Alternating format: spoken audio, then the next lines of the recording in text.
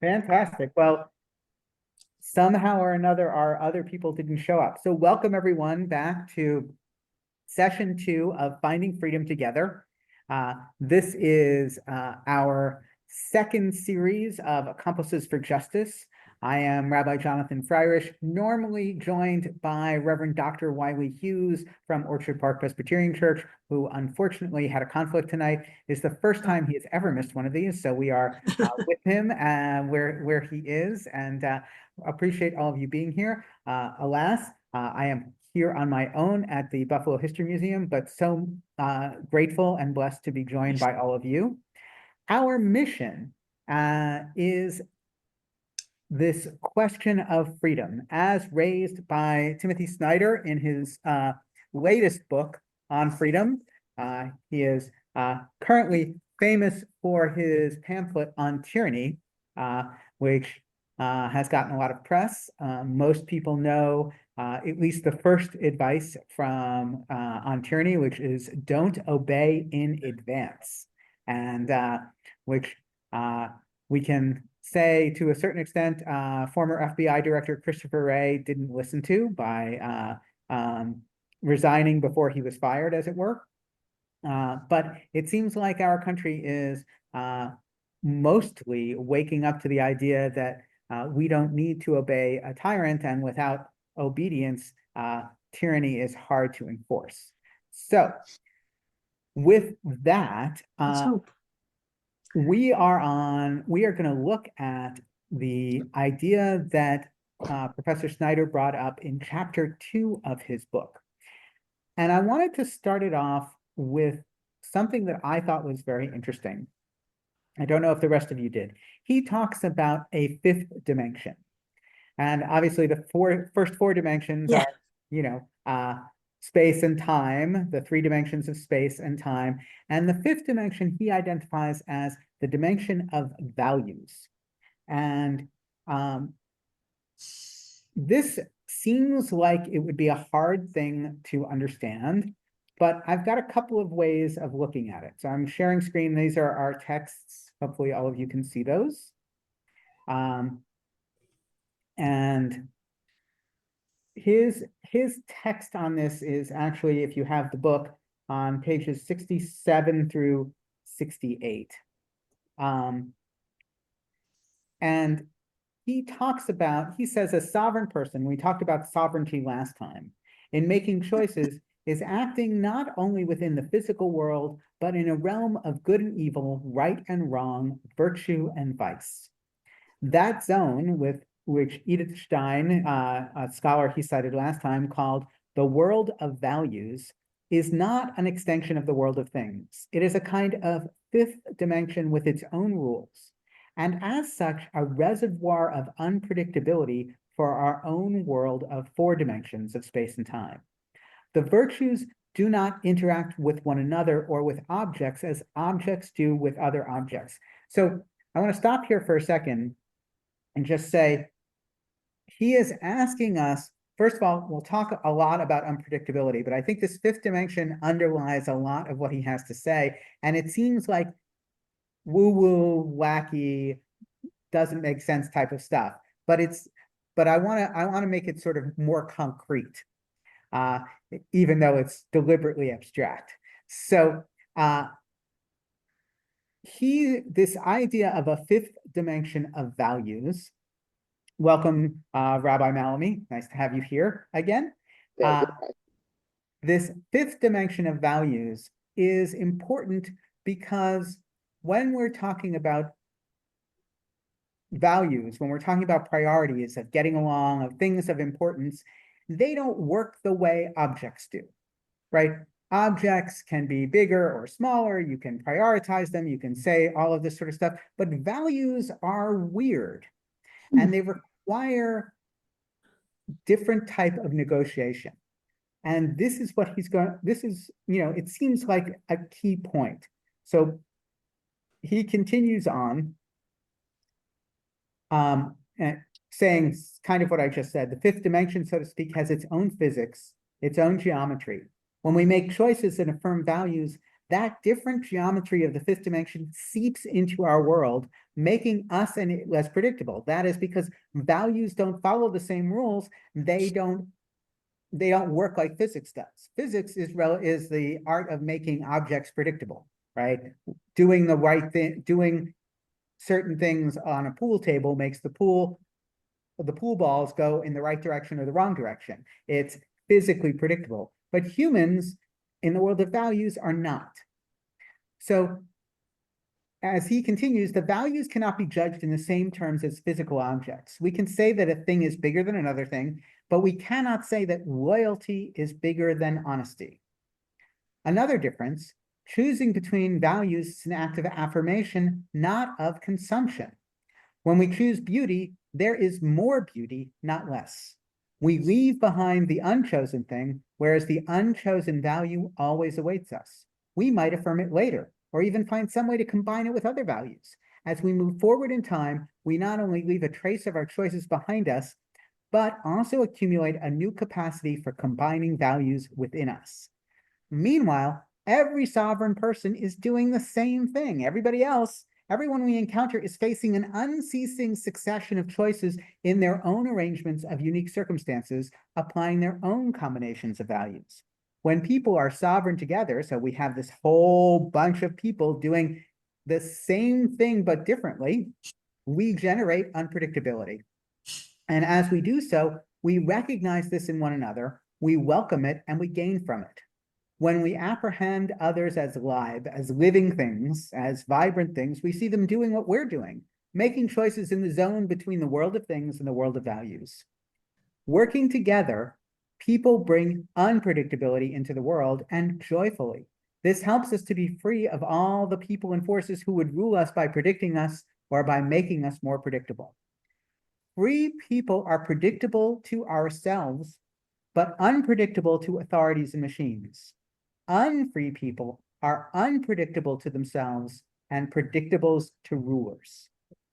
Such unpredictability allows us to become our individual selves together. The texture of the world of values enters into our own world.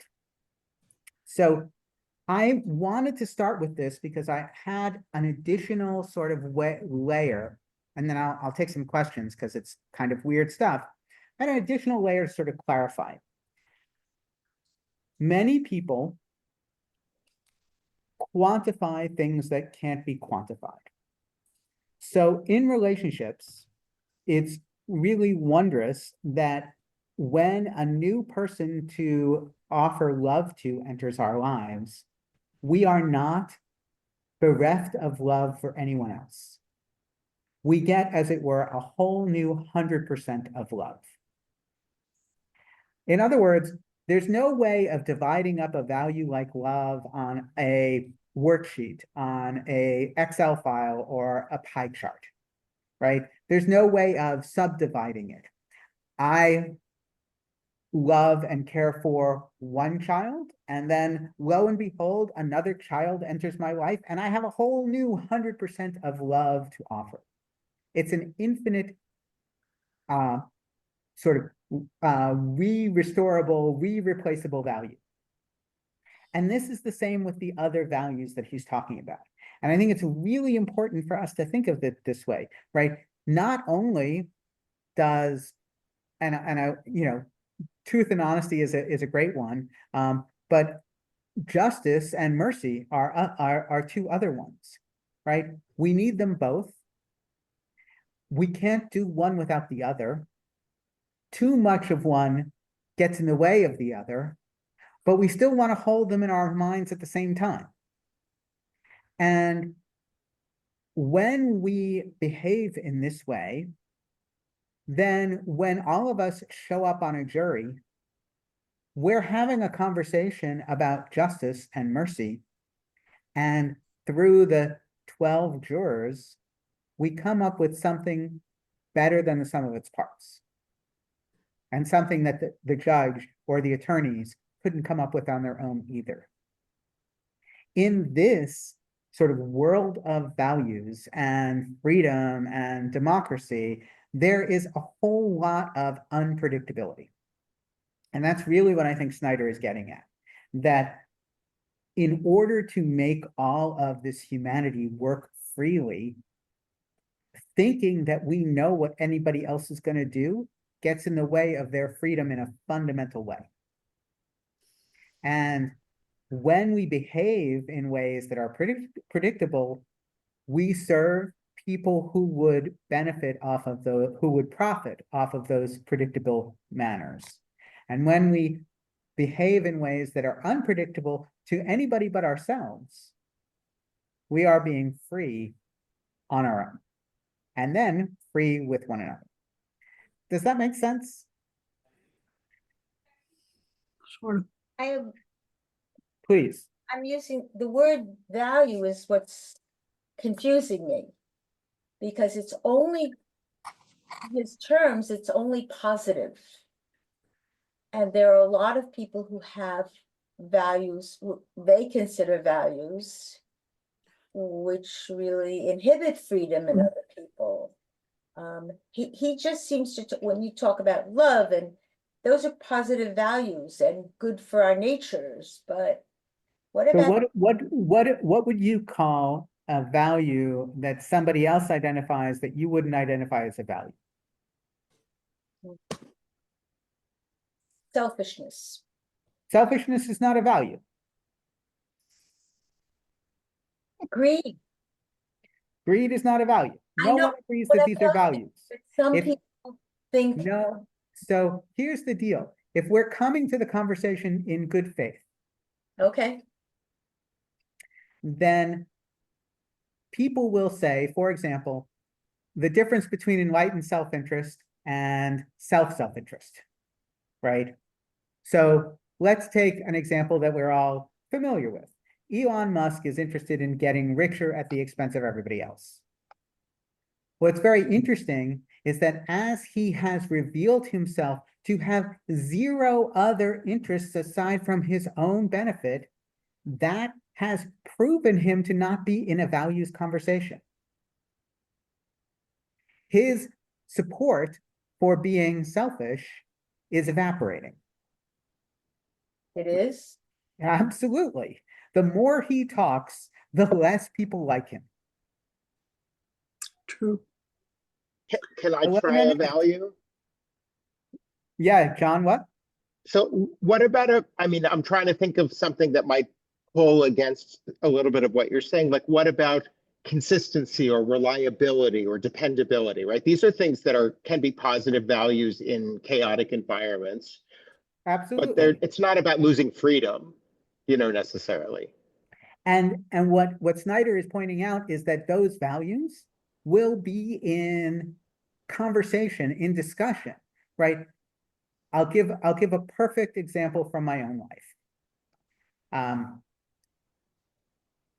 So I needed to take a cab to the airport, and I had prearranged one. And the prearranged one wasn't showing up on time. And it kept on, the estimate on my app kept on showing me that it was getting later and later.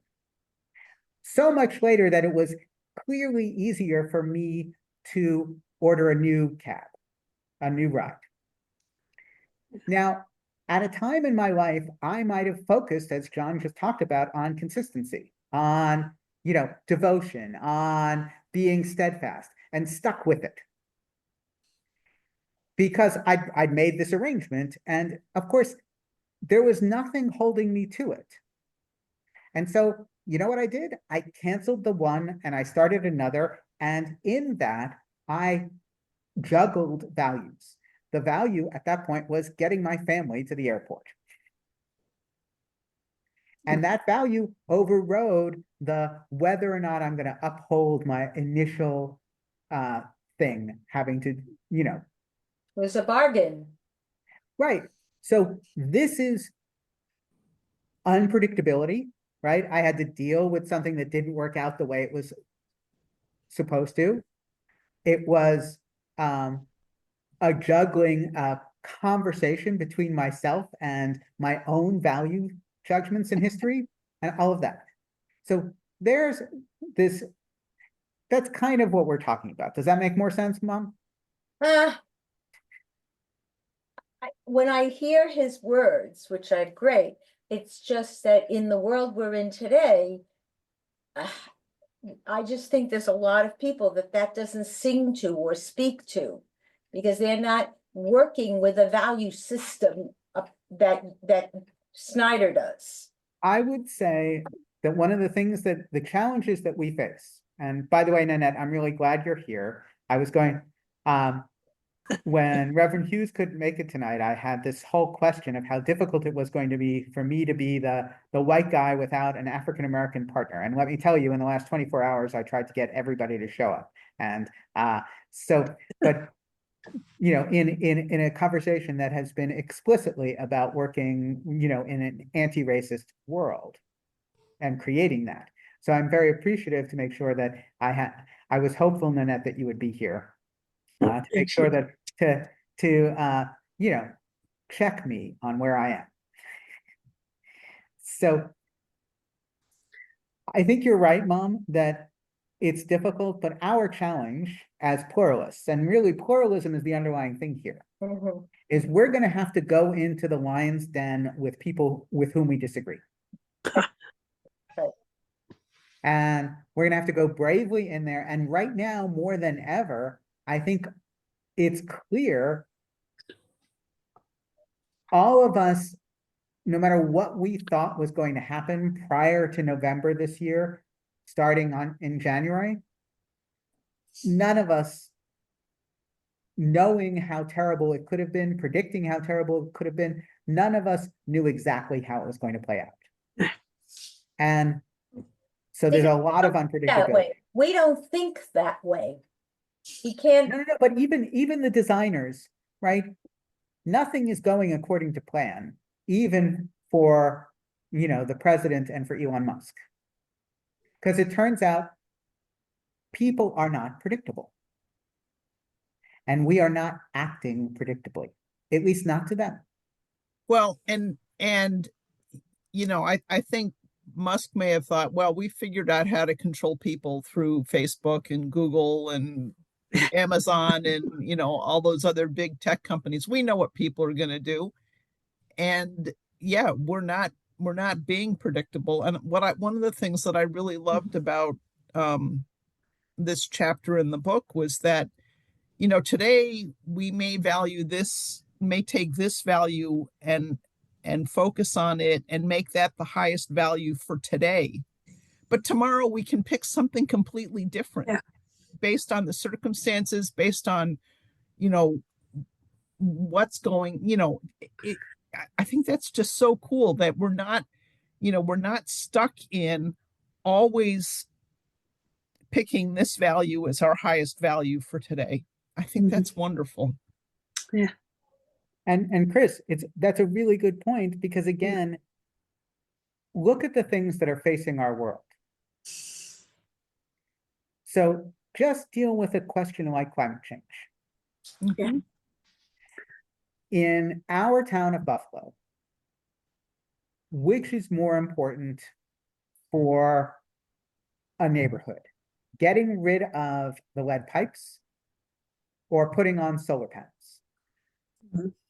From the perspective of the long term for climate change, a lot of people will say, oh, no, let's go solar. But really, honestly, we still have immediate needs.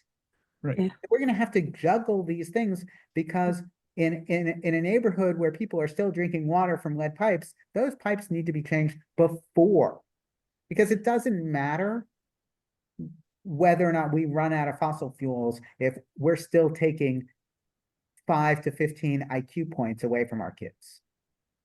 Right. And so I'm on the St. Paul's Cathedral Social Justice Action Team. And there are things, and each of us on the team has different things that we value more highly in terms of social justice action. And so we're always negotiating, what we're going to focus on this month or this year or today. And And so it's a really fruitful conversation that we have, that it's like, oh, I really want to do this, but if the world blows up, the rest of it isn't going to matter so much, right?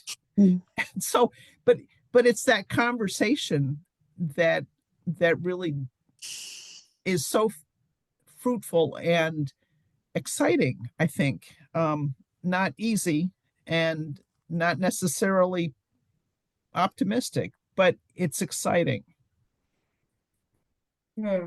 And we need to, I think, Chris, in what you're saying there is really important. We need to help each other face the unpredictability and see it as exciting and not as frightening.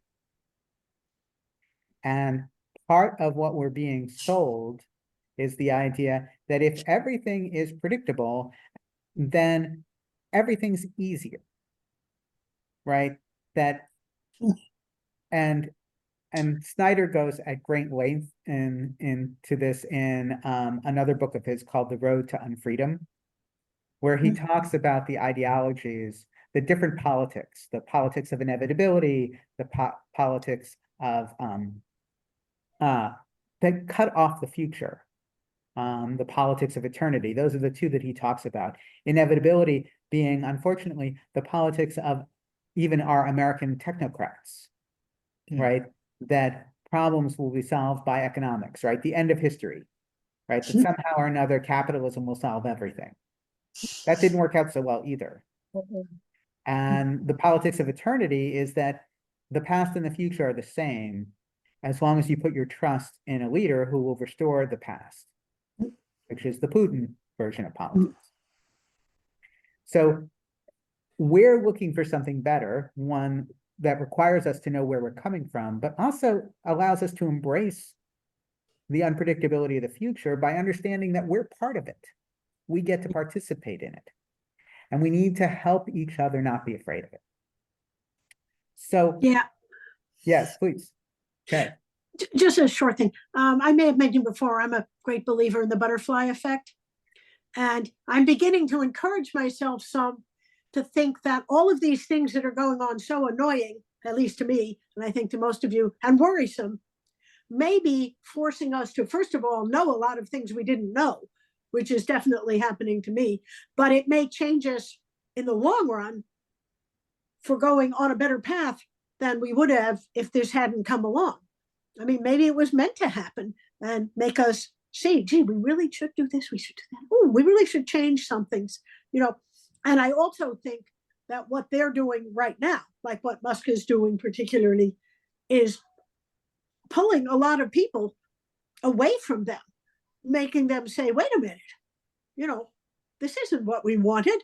And that may be progress too. Maybe Elon Musk should keep doing things that are annoying and then at least our things, maybe not. But in any case, I do see a sense that I'm certainly aware of a lot of things I wasn't aware of before. So maybe it's a good thing that will. Well, and I see Nanette nodding her head. And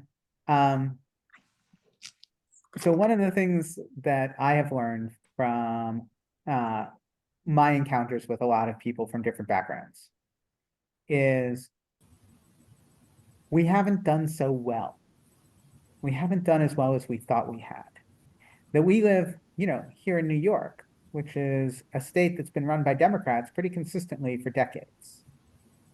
And yet, the gap between rich and poor is worse than ever. Our schools are worse than ever. We, here in Western New York, we just had a terrible corrections situation with a strike. We are not doing what we said we thought was important.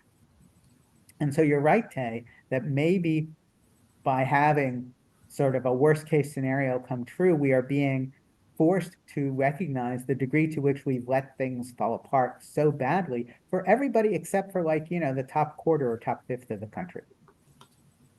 Nanette, you wanted to say something?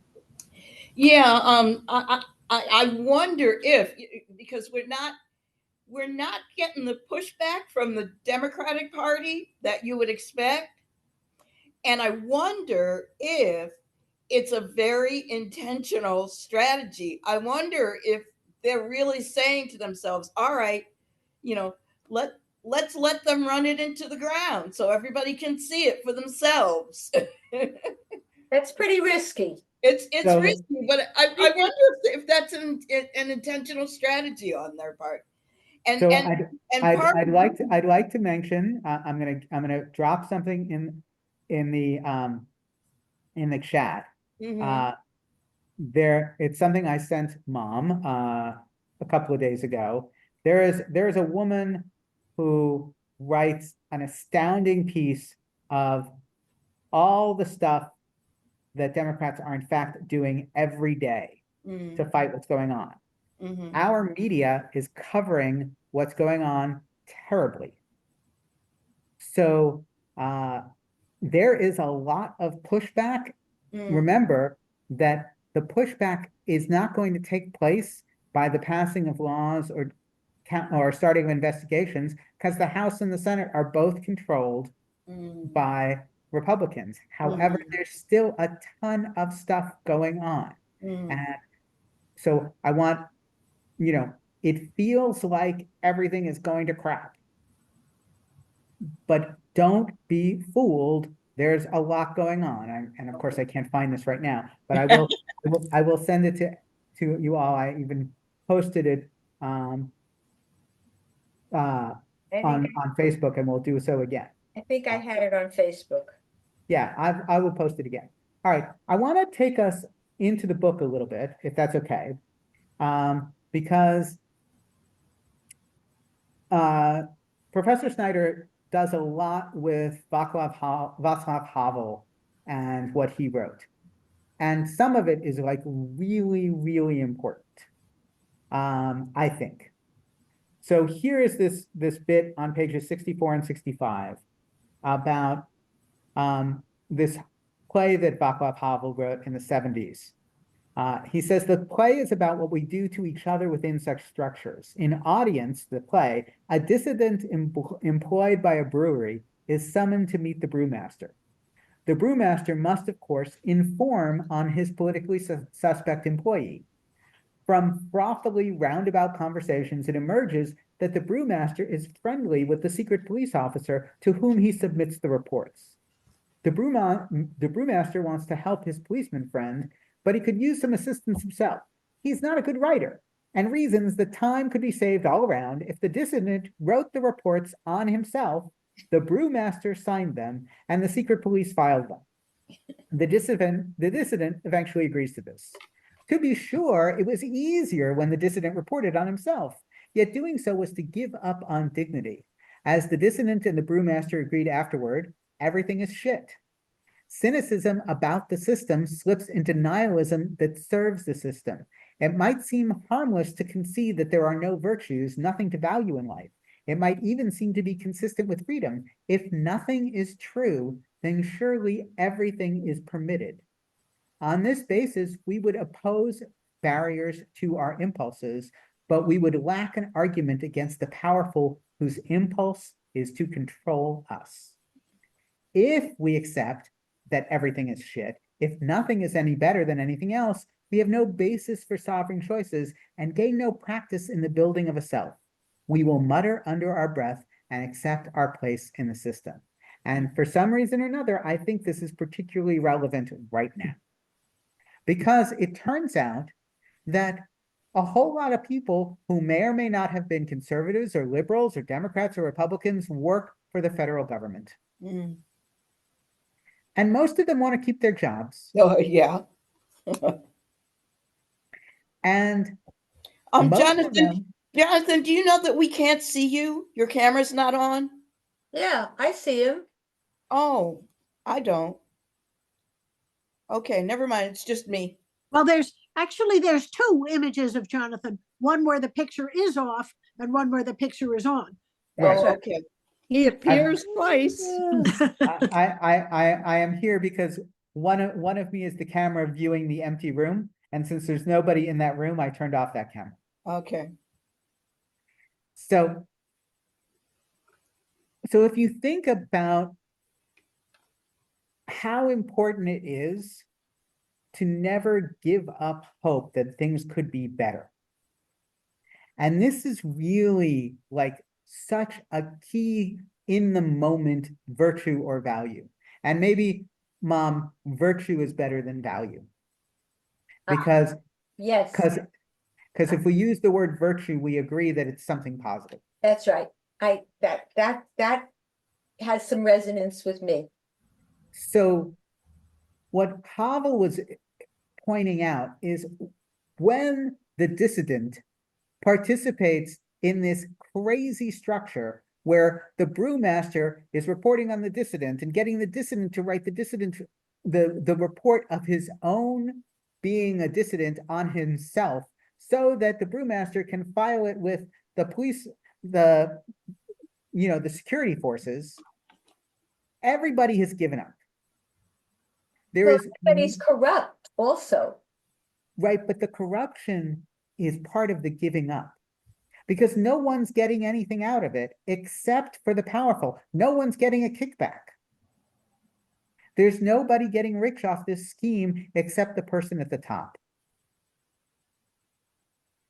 And this is where we really are seeing, and I don't know, one of my favorite podcasts is Dahlia Lithwick's Amicus.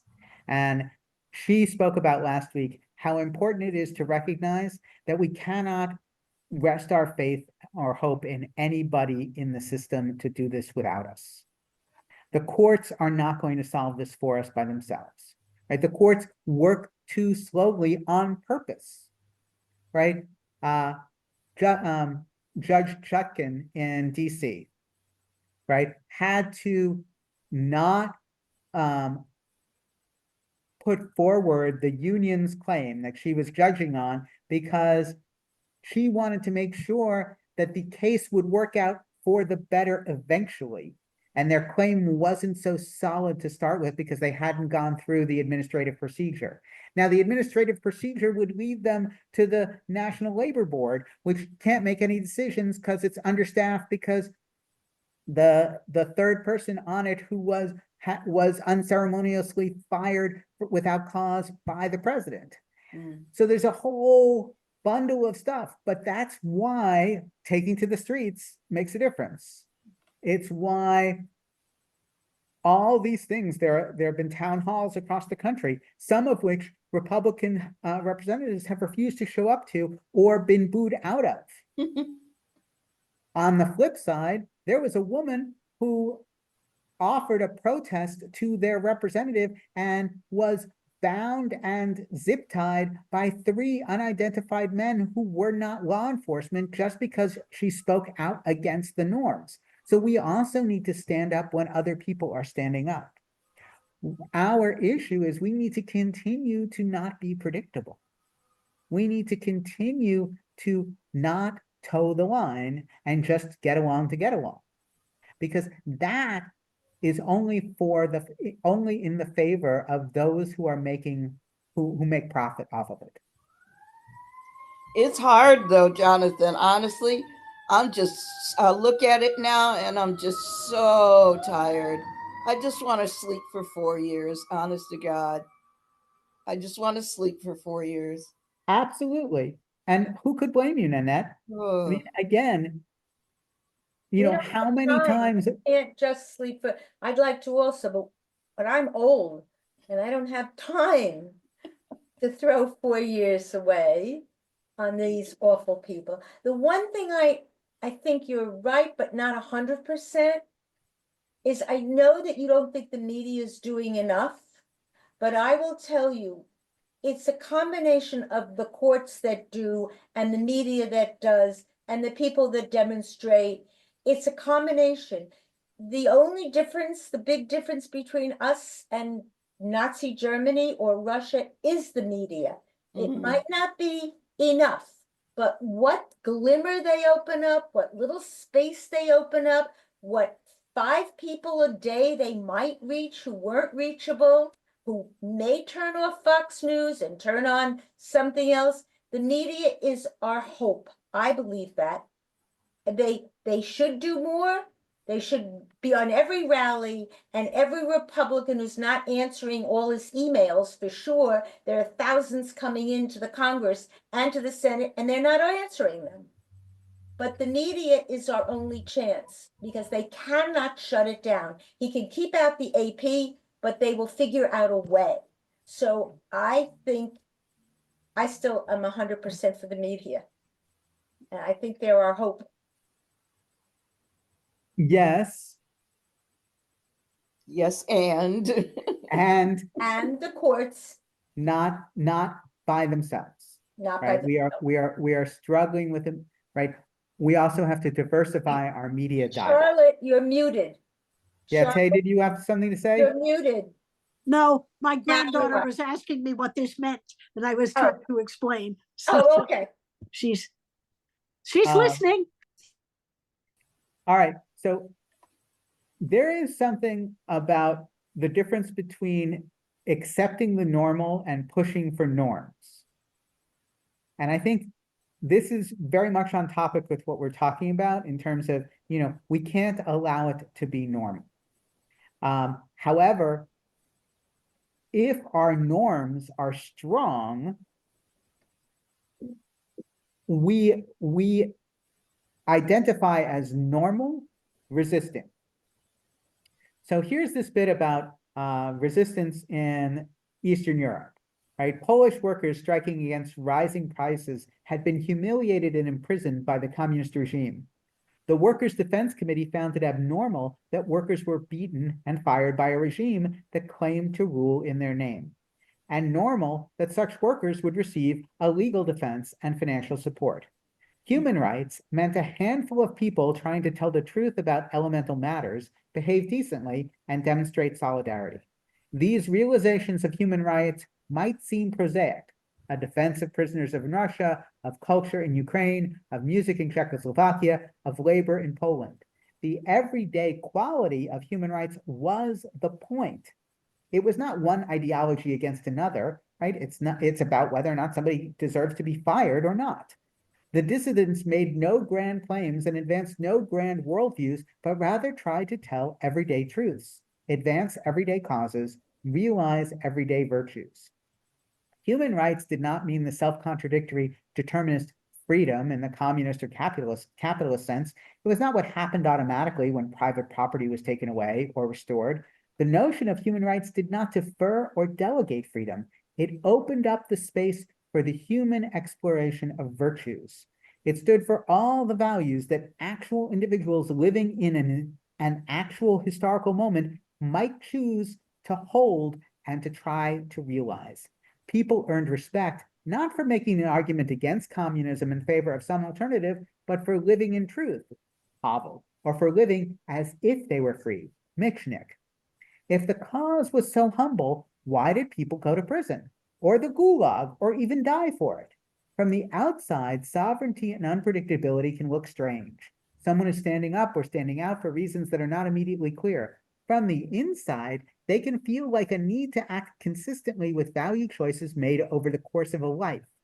As in Havel's case, an unexpected decision that attracts public attention can be preceded by years when nothing striking takes place. This was the point Zelensky was trying to make to me in September 2022, when we spoke about dissidents' resistance and his choice to remain in Kyiv at the beginning of the war. You feel free when your prior choices make sense of a moment.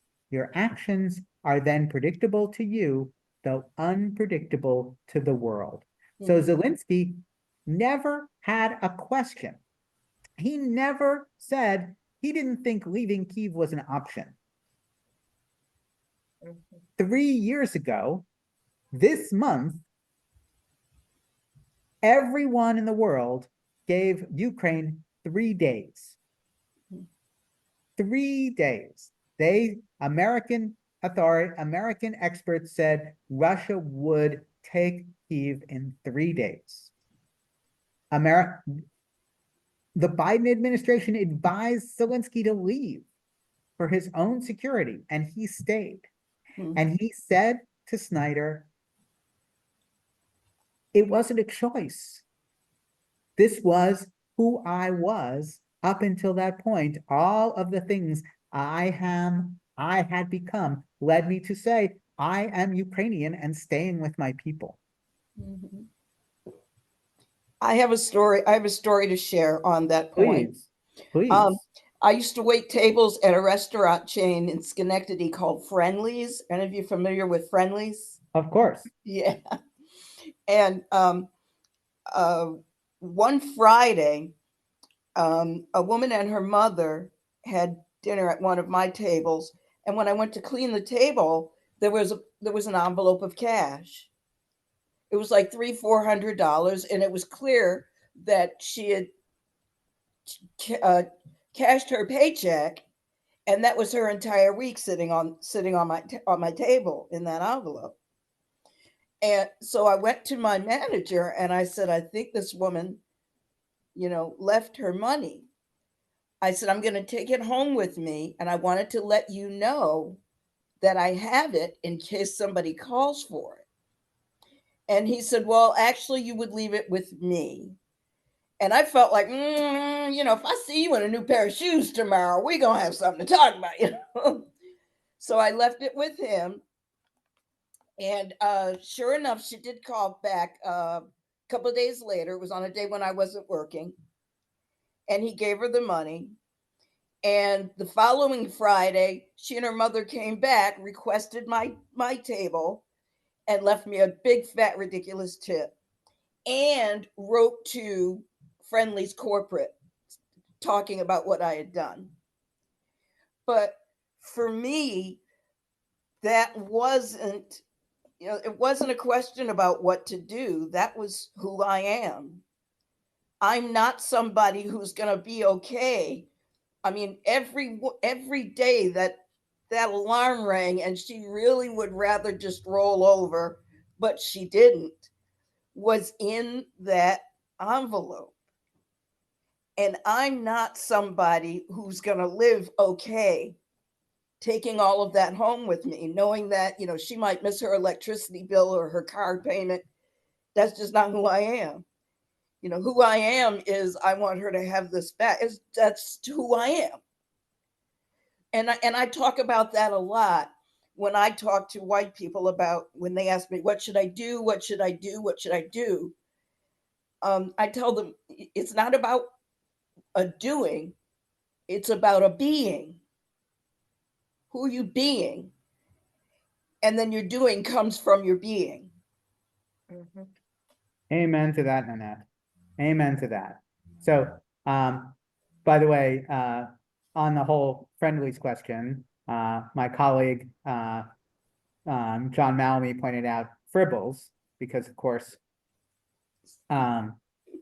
when we were in high school together and went to youth group retreats in Great Barrington, Massachusetts, the big treat of the weekend was bringing in fribbles on Saturday evening. So we all used to order them, and the older we got, the more likely we were to go out into the fribble run. I also put in the chat to the thing that I was looking for. The author is this woman named Ariella Elm, and she has a Substack. Two that come out every day: Daily Dems doing the work, making noise, and fighting back. So that she does that every day, and that's a long list of Democrats across the country. And then she picks out 3 wins today every day as well.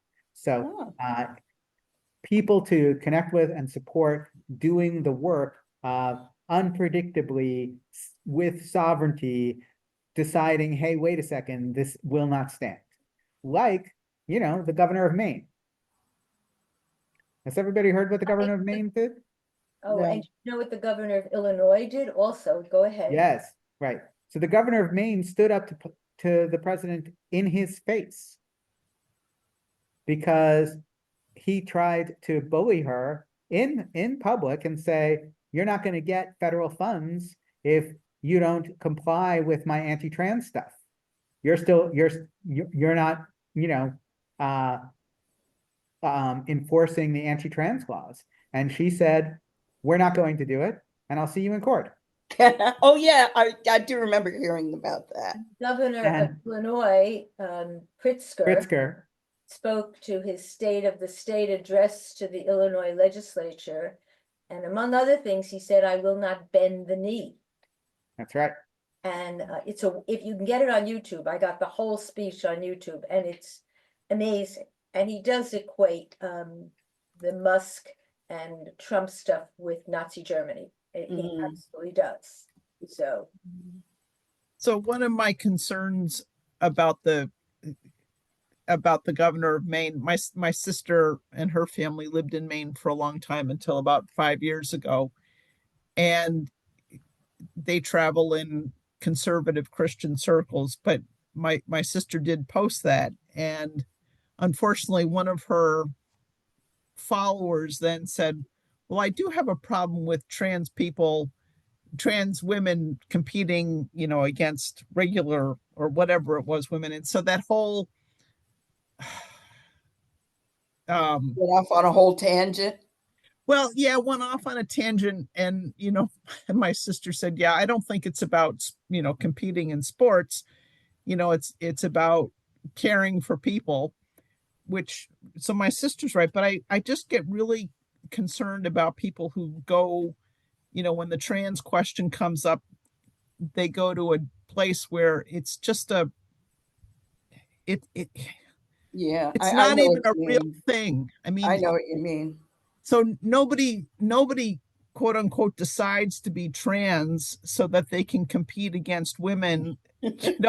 They are trans and maybe they want to be in sports, but it's not, it's just like the most ludicrous thing that people bring up, and it just drives me crazy.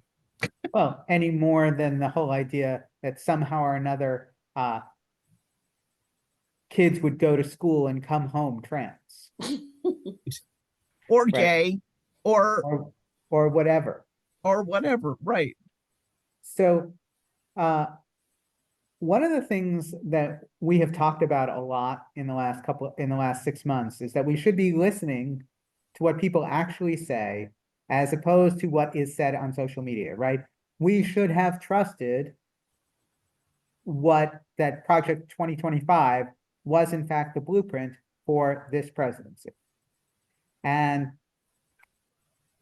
they're all looking backwards is hindsight is 2020. Our friend, Professor Snyder, however, reminds us that that social media is really a bad place to get information. How much so? Here he says, in November 2023, as Ukraine was about to enter into an agreement with the European Union, Putin managed through bribery and blackmail to dissuade the Ukrainian president from signing the relevant document. By then, all major Russian television stations issued coordinated propaganda. The message in late 2023 and early 2013 and 2014 was that Ukraine did not really exist and that Ukrainians and Russians were one people. I predicted on that basis that Russia would invade Ukraine, which it later did. I was apparently alone in doing so, at least in prominent forums. It was perhaps important that I was not on social media and was instead listening to people who were in Kyiv and attending closely to Russian propaganda. The same held later for my prediction in 2020 that Trump would try a coup, which he did. I just listened to what he said. I was completely caught off guard by the coup. I wasn't on social media hearing it. I wasn't on any of the kinds of social media where that was going on. And even if I had heard something, I just would have found it so unbelievable that I wouldn't have listened to it. So the day it happened, a friend of mine I went out, blah, blah, blah, blah. I came in, a friend of mine texted me and he said, "Do you believe this?" I texted him back. I said, "What are you talking about?" He said, "Turn on your TV." And I just stood there like, and there were a lot of pundits who were saying exactly what you said. He and all of they telegraphed this for weeks. And, and who are we to, be sitting here going, I can't believe this is happening. They telegraphed it for weeks. Honest to God, I missed it. I totally missed it. So this So I is, think one of the things that I yeah, would say John. then is just to, if we're going to take that lesson and try to apply it now going forward, right? Trump will try to stay for a third term if he can. I know it's not constitutional. I know there's a lot of things that would have to happen, but he's already said it multiple times in jest or not in jest or sort of in jest, whatever. So we should take seriously now that if he can get away with it, he'll get away with it and not wait for it to become more possible before we get reactive to it. I agree. I believed Absolutely. everything he said. I believed everything. I think there's a difference if you live in a New So York City, you listen we to need to Trump. do one more thing, which Okay. is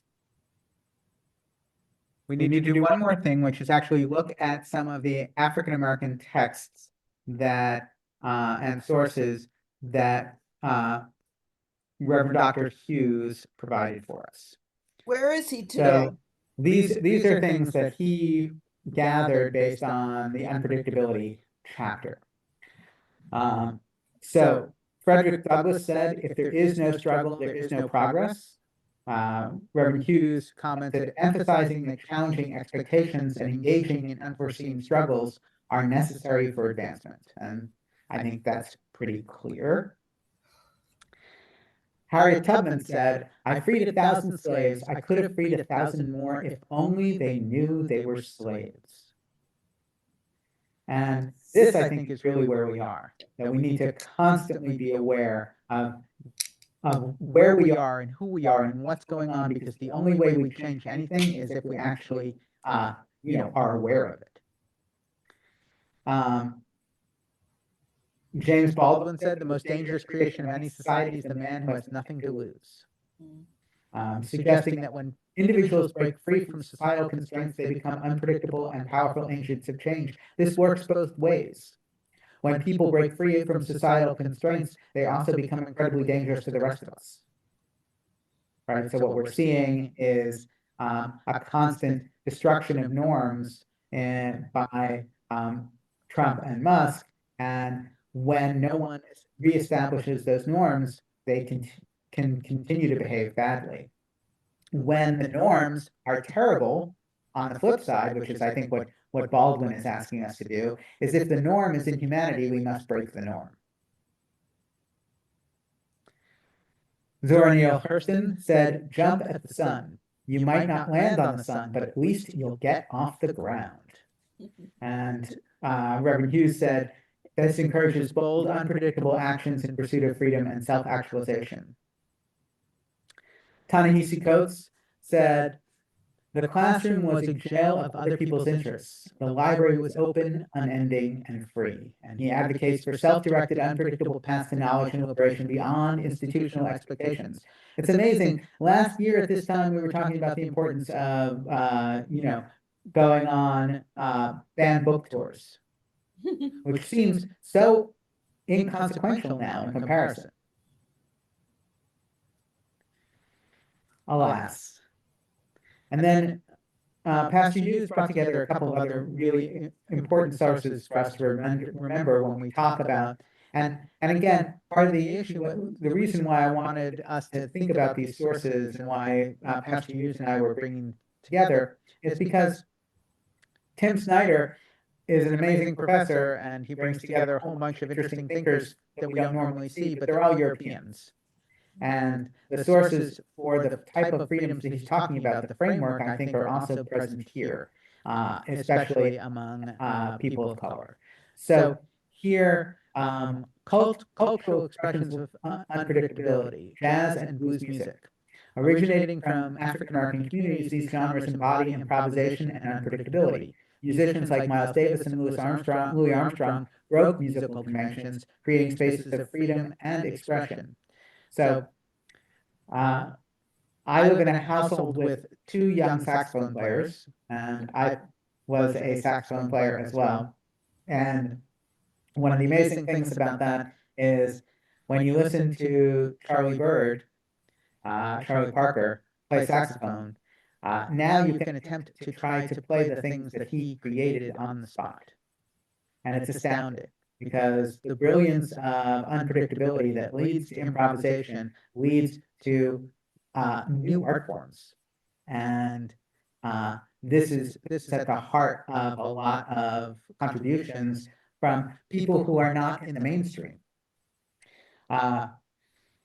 In hip hop and spoken word, we have artists like Kendrick Lamar and Maya Angelou who have utilized unexpected lyrical styles and themes to challenge societal norms.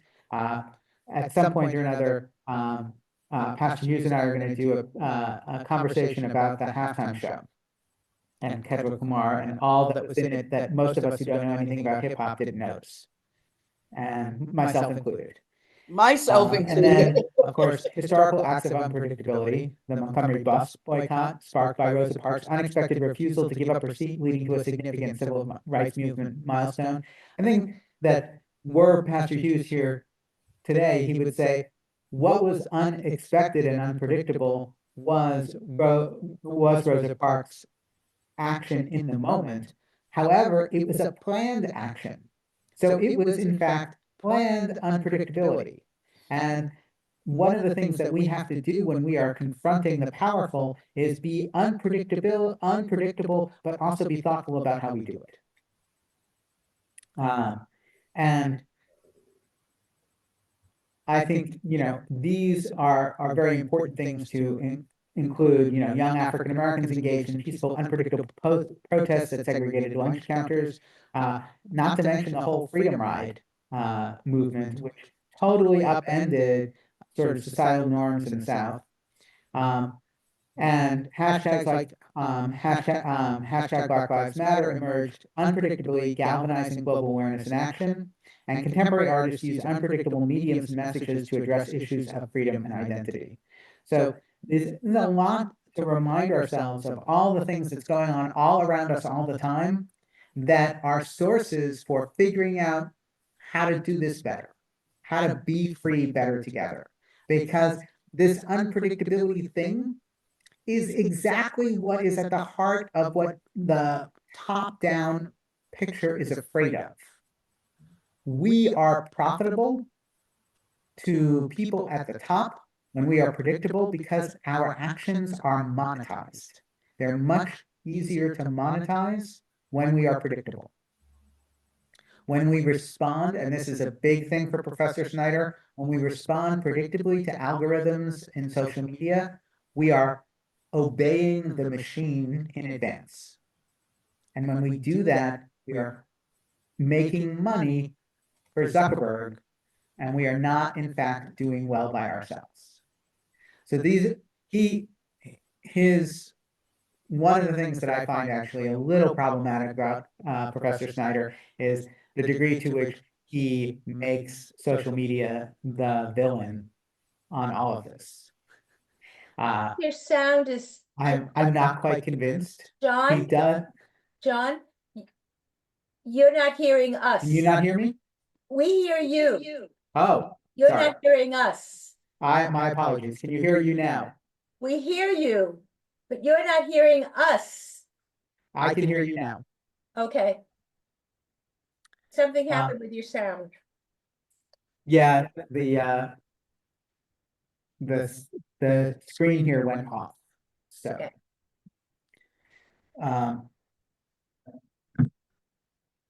Meanwhile, I want to thank all of you for being here. I want to thank our sponsor here at the Buffalo History Museum and Humanities New York, without whom we couldn't have done any of this. Please spread the word, get more people here. Check out our details at opendoorsjudaism.org, make a contribution. I am so grateful to those of you who continue to support us through our Patreon site as well.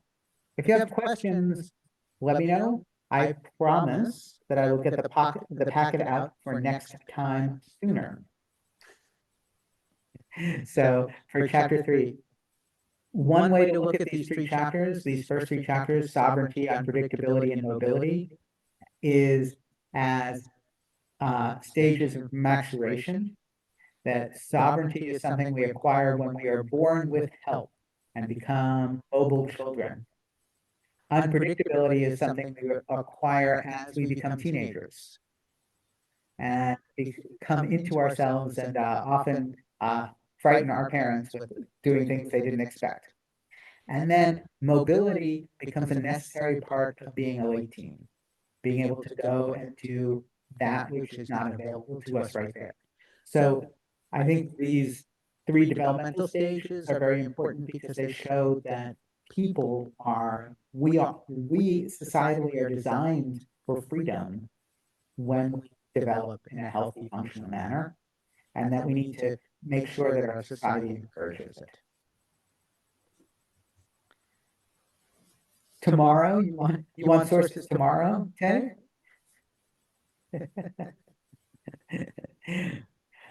Yeah, maybe next week, but not tomorrow.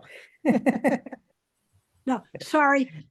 Actually, I had a chat that should have been a reply to a chat comment from my friend who just came in at the end, and he wants to talk about what he missed. And so, Oh, Dave who came in at the last minute. yeah, Excellent. you may know Dave, but in any case, I was just about to tell him he can find a recording. I will have the listen to recording the up whole and rest send of it out soon. Anybody who wants to know more, please send them to me. It is a pleasure seeing all of you. Thank you for being here, and look forward to seeing you in 2 weeks. Our next one is March 11th. Right, and I'll watch the recording after. Thank you all. Have a great evening. Thank you. Bye.